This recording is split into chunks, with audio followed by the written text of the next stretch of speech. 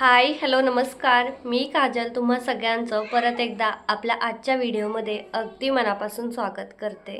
तर आज माझी तब्येत बऱ्यापैकी ठीक आहे, म्हणजे ठीकच आहे, फक्त चव नाही तोंडाला, काही पण खाल्लं ना कडू लागते, त्यामुळे जेवण नाही जात आणि अक्षरशः सगळं जेवढं वजन वाढलं होतं तेवढं ह्या 4-5 दिवसात गेलं। म्हणजे सीधा परत 40 वर आले, सीधा डायरेक्ट 6 किलो वजन कमी झालं। पहिल्यांदाच हॉस्पिटलला गेलते ना तेव्हाच 3 किलो कमी झालं, 43 होतं। त्याच्यानंतर आता गेलं ना तर डायरेक्ट 41 वरच आलेला आहे आणि अजून एखाद दिवसात झालं पूर्ण लो झालं। आणि एवढा विकनेस नाही, याच्या आधी मला कधीच नव्हता। रुद्राच्या वेळी प्रेग्नन्सीमध्ये आला होता, त्याच्यानंतर नाही, कारण की प्रेग्नन्सीमध्ये माझी सेम अशीच अवस्था होती आणि पुरे महिने इतकं बेकार हाल मी सोसलेत ना प्रेग्नन्सीमध्ये, म्हणजे जे मला आत्ता अजिबात नको आहे खरंच।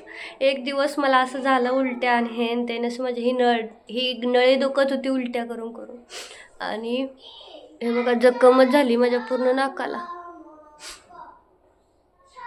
नुसतं रुमालाने पुसून इकडनं सगळे रॅशेस आले होते। आता इथले पापुंद्रे सगळे निघून गेले, ते टोपडे पकडून इकडचे, इथे तेवढं राहिलं। खूप इतकं दुखतंय ना, असं ओढून काढला ना टोपडा रक्त येते, इतकं बेकार। मला सर्दी नको, मला सर्दी येऊ नये याच्यासाठी मी वर्षानुवर्ष म्हणजे इतके प्रयत्न करते, रोज गरम पाणी पिते, रोज डेली माझं हमेशा प्रयत्न असतात। आईस्क्रीमवरती ताबा, थंड खाण्यावरती इतका मी नुसतं हे करते की अजिबात नाही खायचं बाबा थंड। आपल्याला माहिती आहे आपल्याला सर्दी आली की सहन नाही होत, आणि मला सर्दी येते जगा वेगळी।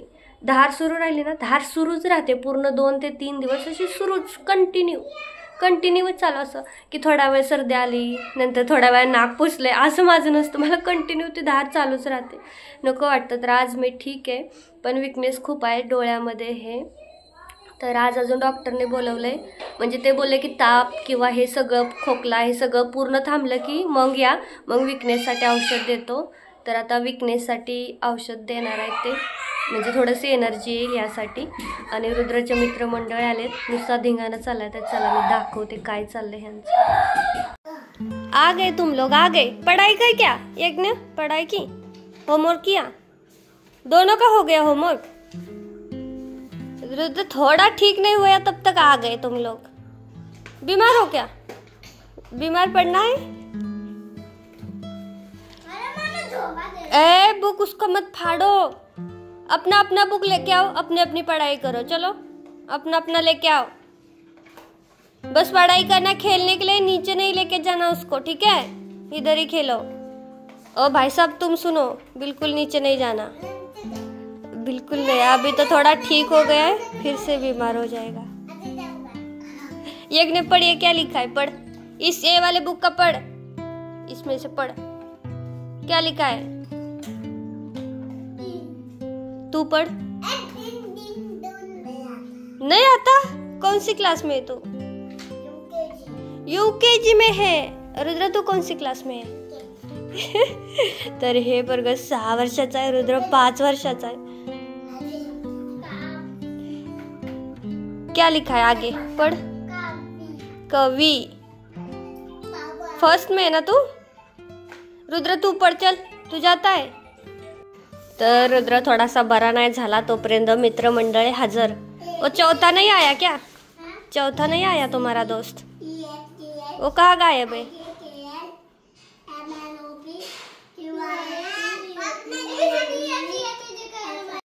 इकडे बघ, आणि कोणाचा रबर लावला तो हेअरबँड, कोणाचा हेअरबँड लावला, दे माझा हेअरबँड, चल दे लवकर, वरती बघ दे।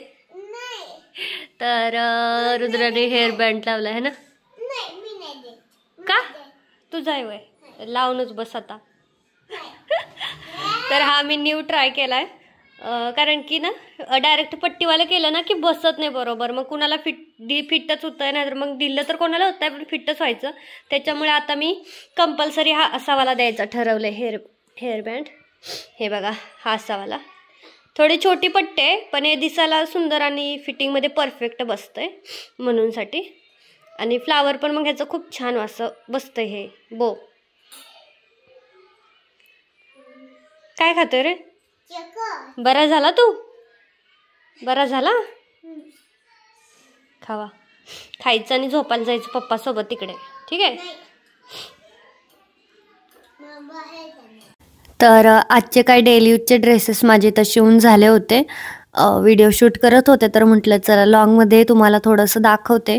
तर हा पहिलावाला आहे, कॉटनचे वन पीस आहे ते आणि टिकायला अगदी छान आहे. इलॅस्टिकमध्ये कोणतंही टाईटनेस नाही आहे, म्हणजे ज्यावेळेस घालू ना त्यावेळेस इथे हाताला रुततं आहे आणि इलॅस्टिकचे चट्टे उठलेत असलं अजिबात होत नाही. त्याच्यानंतरचा ही पुढची कुर्ती आहे. तर हिची जी प्रिंट आहे ना ती थोडीशी वेगळी होती पण छान वाटत होती ज्यावेळेस मी वेअर केला ना त्यावेळेस. तर हा पण कस्टमरचे, म्हणजे हे सगळे कस्टमरचेच आहेत तसे आणि फॅब्रिकही त्यांच्या चॉईसचं असतं, त्यांना जे आवडेल ते. आणि हे लास्टचे 2 आहेत ना तर ते सेम होते एक्झॅक्ट, फक्त स्लीव्ज पॅटर्न थोडासा वेगळा होता आणि लॉंग होते. जेणेकरून हे इतके सॉफ्ट आहेत ना की खूप मस्त हलके हलके वाटतात जर घरात वगैरे पण वेअर करायचं असेल किंवा बाहेर पण. आणि बघा खूप छान असे पण झाले होते. तर आता बरेच जण मला म्हटले व्हॉट्सअपला की हा कलर तुला छान दिसतोय, हा लास्टवाला. तर तुम्ही नक्की सांगा कसा दिसतोय. आणि त्याच्यानंतर आमची कामवाली काम करून गेली होती आणि अब मैं कुछ बोलूँगी तो ये विवाद हो जाएगा, तो चुपी रहती हूँ. जाऊ द्या. तर चला, हे काय चाललंय माझ्या आयुष्यात माझं मलाच कळेना झालंय. इकडून तिकडून कुठूनही माझाच म्हणजे मलाच त्रास होतोय आणि माझ्याच बाबतीत असं होतंय यार. कारण की आता मी काय लावलं, मी कामवाली लावली, माझं काम चांगलं होत नाही. मी दुसरं काय केलं तर ते माझं चांगलं होत नाही.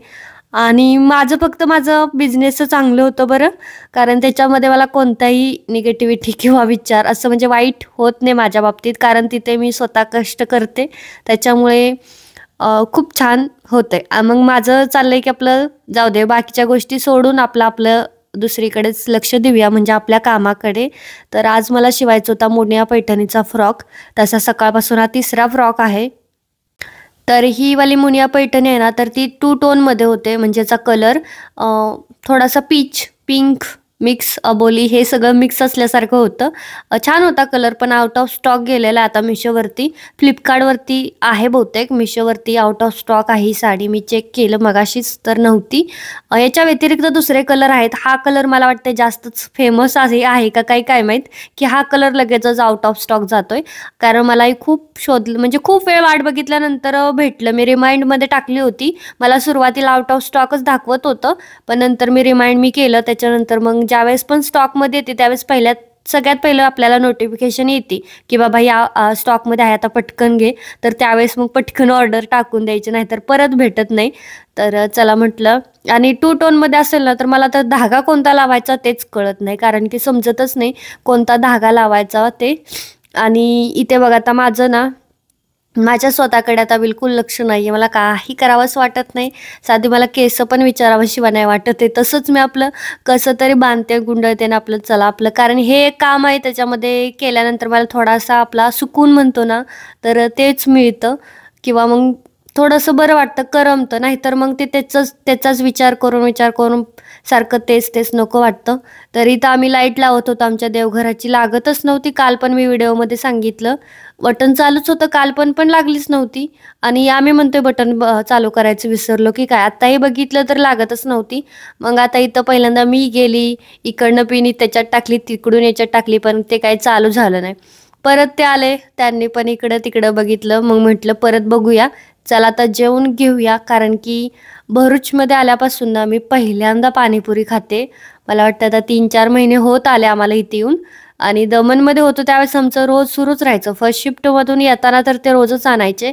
आज म्हटलं अजिबातच टेस्ट नव्हती, आणि मग म्हटलं पाणीपुरीने तरी कमीत कमी ते तर आपलं आवडतंय म्हटलं, त्याने तरी थोडंसं खावं असं वाटेल म्हणून ते आणायला लावलं. पण कशाचं ना त्या पाण्याला टेस्ट होती ना त्या रगड्याला टेस्ट होती, कसलं लागत होतं. म्हणजे आम्ही याच्या आधी पण इथे भरपूर डिशेस ट्राय केल्या, पण आम्हाला नाही आवडत इकडचं जेवण. आपल्यासारखं नसतं ह्यांचं जेवण ना, वेगळंच नुसतं मळमळीत असतं. आपल्याला कसं थोडंसं वेगळी चव असते आपल्या महाराष्ट्रीयन लोकांची, तशी यांची चव नाही आहे, वेगळंच लागतंय. आणि माझ्या नवऱ्याला तर मी जे सांगत नाही ना ते पण करणार. मी सांगितलं होतं मला तिखट झणझणीत पाणी आणा, आणि ह्यांनी मळमळीत पाणी आणलं होतं ना, त्याला चव होती ना काय. जाऊ दे म्हटलं तसंच खाऊया. आणि रुद्रची आमच्या खूप फेवरेट आहे. त्यानं एक प्लेट ओढून घेतली आणि त्याने संपवली. कारण तो काय फक्त रगडा भरतो आणि खातो. पाण्याशी त्याला काही नसतं. तर इथे बघा भेंडीची मस्त झाडं उगवून आले होते. गेली होती खाली, म्हटलं थोडंसं फिरून येऊ म्हणजे थोडंसं चांगलं वाटतं, नाही तर घरात बसून बसून अजून कसं तरी होतं. तर बऱ्यापैकी झाडं उगवलेत काही काही आणि काही नाही उगवले. मला वाटतं सीझनवर डिपेंड असेल, की बघा ह्या कुंडीमध्ये काहीच दिसत नाही किंवा खाली पण जे मातीमध्ये मी लावलं होतं तर तिथेही मला काही दिसत नाही, की गवतातून मला ओळखत नाही कोणती भाजी आहे ते मलाच कळत नव्हतं. तर बघूया आता पुढच्या अजून 2-4 दिवसांनी अजून किती काय काय उगवतंय ते. आता तर बऱ्यापैकी उगवले आणि पाऊस पण थोडा थोडा चालू आहे, त्याच्यामुळे पाणी पण घालायची गरज नाही लागत आहे. तर सकाळची भाजी चपाती तशाच्या तशा होत्या, काही खावंसं वाटत नव्हतं. मग ह्यांना म्हटलं एकच चांगली गोष्ट आहे खिचडी, मटका खिचडी ती तर घेऊन या म्हटलं, त्याने तर थोडंसं पोटामध्ये अन्न जाईल, नाही तर मग काहीच नाही. कारण गोळ्या पण खायच्या होत्या, ते पण सगळं नको वाटतं मग. तर आणि त्यात गोळ्या खाल्ल्या की नुसती बिलकुल चव राहत नाही तोंडाला. तर खूप म्हणजे खूप छान मटका खिचडी भेटते बरं. कारण आम्ही बाहेर गेलो की हेच खातो आणि माघार येतो, ह्याच्यापेक्षा काही नाही. तरी बघा खूप टेस्ट होती, मस्त खाल्ली. भरूचला आल्यापासून ना तरी आमचं बाहेरचं खाणं खूप कमी झालंय. नाहीतर आम्ही सारखं बाहेरचं खायचो, पण आता नाही एवढं. कारण की आता नाही, टेस्टही आवडत नाही, मग असं वाटतं नकोच आपल्याला. The next day. आता झाली होती दुसऱ्या दिवशीची मॉर्निंग आणि माझ्या चेहऱ्यावरती अजून 12च वाजलेल्या होत्या. पण म्हटलं चला खायला प्यायला तर थोडंफार लागेलच, म्हणून इथं ना थोडंसं ब्लिंकिटवरूनच किराणा मागवला. डीमार्टला जायचं चाललं होतं, पण इथं कुठं आता एवढा विकनेस आजारी आता काय जाणं होत नाही 15-20 दिवस. त्याच्यामुळे म्हटलं चला मागवून घेते. जास्त मला नव्हतं, मला थोडंसं मधच पाहिजे होता. काढा बनवण्यासाठी किंवा मग ते रुद्रेला थोडंसं लसूण वगैरे त्याच्यामध्ये अद्रक देते मी, मग त्यासाठीच पाहिजे होतं. मग म्हणून 2-4च गोष्टी मागवायच्या होत्या, त्याच्यामध्ये अजून 2-4 ॲड केल्या आणि 5-6 मागवल्या.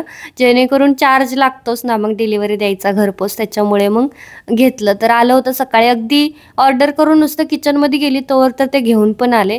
त्याच्यानंतर थोडंसं खाल्लं पिल्लं आणि आता म्हटलं गोळ्या खाऊया आणि झोपूया. काल थोडं काम केलं, पण आज बिलकुल काम करायची कॅपॅसिटी नव्हती राहिली. कारण आज सकाळपासूनच परत थंडी वाजायला चालू झाली होती. आणि रुद्रला तर हे ताप चेक करायचं म्हणजे खेळणंच वाटते. सारखा जातो आणि ताप चेक करतो आणि माझा एवढा आणि माझा तेवढा असं सुरू राहतं तो. म्हणजे त्याला तर त्या आजारी पडल्याचं काय फीलच होईना झालंय. आणि एक मी आहे, हातरूनच सोडलं नाही, 4 दिवस झालं नुसतं हातरूनात शिरून बसले. काल मी बरी झाले होते, म्हणजे बऱ्यापैकी ठणठणीत होती. काल काम पण केलं होतं, पण आज परत जाम झाली. काय झालं काय माहीत, परत आज थंडी वाजत होती. मग म्हटलं थोडंसं झोपूया, नाहीतर मग बरी नाही होणार दुपारपर्यंत. त्याला पण औषध दिलं आणि मी पण औषध पिली आणि म्हटलं दोघं पण चल झोपूया, म्हणजे आपल्याला निवांत होईल. त्याचे पप्पा तर गेले होते, त्याचे पप्पा काय नव्हते घरी. असं तर कधी काय कोणाची आठवण एवढी जास्त येत नाही बरं का, पण आजारी असलं ना असं वाटतं घरात कोणीतरी अजून एखादी व्यक्ती असायला पाहिजे, जेणेकरून आपली थोडी तरी काळजी घेईल किंवा आपण झोपून राहिलो तर रुद्रकडे तरी बघेल. नाहीतर मग हा रुद्र त्याच्यासोबत राहायचं म्हटलं की मला जागं राहावं लागतं. कारण मी झोपली आणि ह्याने उगाच काहीतरी कुटाने केलं तर असं नको, म्हणून मग त्याला पण औषध दिलं, म्हटलं त्याला आधी झोपवते, नाहीतर मग मला झोपूच नाही देणार तो. तर तसा तो इकडं तिकडं असं म्हणजे खोडा नाही करत किंवा मला सोडून जात नाही. खूप जास्तच भिद्रा आहे तो माझ्यापेक्षाही. मी तर भीतेच, पण तो एकटा राहणं पॉसिबलच नाही. इकडे ह्या रूममधून पलीकडं पण नाही जात, पण ह्या रूममध्येच काही उगाच खोड्या करत बसणार मोबाईलमध्ये, नाहीतर हे कर ते कर किंवा कुडकुड करत बसतो. मग मलाही झोपू देत नाही, स्वतःही झोपू देत नाही. तर मग कोणीतरी असायला पाहिजे घरात, जेणेकरून त्याच्याकडे लक्ष द्यायला. त्याचे पप्पा असले की मी निवांत आरामात झोपते. आणि माझ्या चेहऱ्याकडे बघू नका, कारण इतका विचित्र चेहरा मी स्वतःचा याच्या आधी नाही बघितला जेवढा आत्ता. म्हणजे मलाच कसं तरी होत होतं माझ्याकडे बघून. मला तर असं वाटतं ना की एखादं इंजेक्शन द्यावं आणि एका झटक्यात बरं व्हावं. इकडचे डॉक्टर इंजेक्शन पण नाही देत, नुसत्या गोळ्या देतात आणि गोळ्या मला आधीच तर खाऊ नाही वाटत. इंजेक्शन घ्यायला काय वाटत नाही, एकदा दुखतं, पण गोळ्या नको रे बाबा, कारण गोळ्याने नुसती चव जाते तोंडाची आणि कसं तरीच होतं नुसतं. तर चला आता आजचा ब्लॉग मी इथंच थांबवते. आता मी कधी बरी होते काय मला माहीत नाही, आणि असला आजार पण मला पहिल्यांदाच आलं आहे की जे इतक्या दिवस चालू आहे. चला भेटूयात आता 2-3 दिवसांनी, कारण उद्या मी ब्लॉग टाकेल की नाही मला माहीत नाही. बघूयात उद्याचं उद्या. चलो बाय.